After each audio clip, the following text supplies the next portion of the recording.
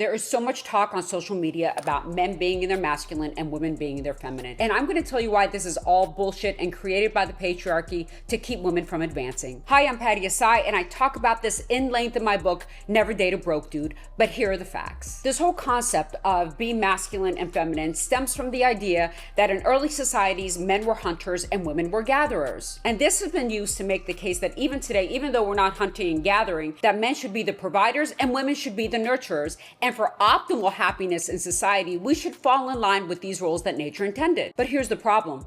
It's complete bullshit. Scientists from University of Washington have come out with a new study. And the new study shows that the vision that men were the exclusive hunters in early societies is simply false. And that women have been hunting since the beginning of Homo sapien societies. And women weren't just hunting rabbits and squirrels. Women were hunting big game. They had their favorite weapons. They had their own hunting kits. And the best hunters in the tribes, the grandmothers. And the reason that we didn't know this earlier is because these male scientists, anytime they studied human remains that were buried with any artifacts that indicated that this person may have been a hunter, a warrior, or a chief, they automatically assumed it was a man until they did bone studies, which showed that 50% of these remains that they studied that were buried with these artifacts were actually women. So women were not just hunting, they were chiefs and they were warriors. And this whole masculine and feminine thing didn't even exist. You just did what you were good at. So when did this change? This changed during the agricultural revolution and the advent of religion. During this time, men got together and they wanted all the power. And the best way to have power, they realized,